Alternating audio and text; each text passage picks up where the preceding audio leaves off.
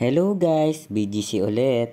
Pero this time, kasama ko naman yung asawa ko. By the way, it's me again, your Kuya Odam. Running 5km pero mabagal lang yung pacing. Kakabalik nga lang pala ng asawa ko sa pagja-jogging. Kaya naman pakiramdam niya ay parang yung nagsisimula siya ulit. Siyempre, alam niya naman yun kapag sa simula, parang hindi nyo pa makukuha yung breathing nyo o yung tamang paghinga sa pagtakbo. Kaya naman medyo nahirapan siya sa umpisa. Pero thanks God, na-hit pa rin namin yung 5km. Nga pala, galing 75 kilos si Mahal. Tapos ngayon, naging 65 na lang. O diba, ang laking tulong ng pagja-jogging. Pero hindi lang din naman kasi pagja-jogging ang ginagawa niya. Nagwe-workout din siya pagdating dito sa bahay. Kaya naman talagang may progress na nangyayari. Isipin mo yon, 10 kilos yung binawas in a month. Paano na lang sa mga susunod na buwan? 50 kilos talaga. Pero syempre, kailangan ng disiplina sa sarili. Huwag araw-araw cheat day. Tandaan na madali lang magpataba pero ang hirap magpapayat. O tara, samahan nyo kami 5km. Takbo ulit dito sa BGC. Everyday run with Odam. Ano mas maganda? Takbo sa umaga o takbo sa hapon o takbo sa gabi? Nice.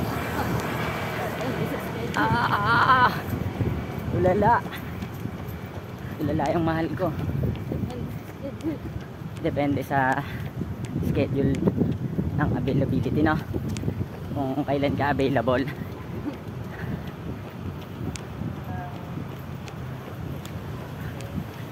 5km. Hitting 5km.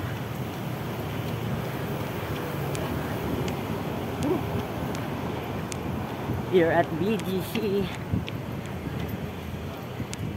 Kasama ko yung Mahal ko. Pagod agad. Hingal agad yun.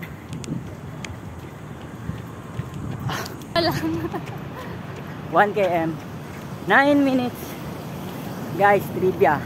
Alam nyo ba na mas nakakabawas ng fats yung walking kaysa sa running?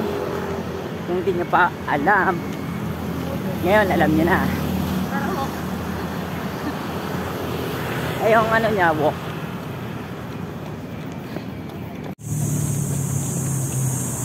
Okay, 18 minutes.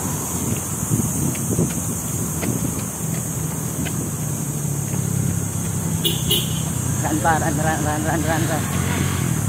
3k more. Let's go.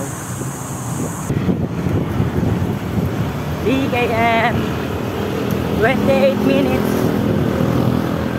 Let's go. Run. 41 minutes, 4km, last one. Let's go pa. Done, 5km, 56 minutes. Once again, I'm your Kuya Odam and this is my jowa. Asawa. This is my asawa and I'm your Kuya Odam. Till next run. Bye bye guys.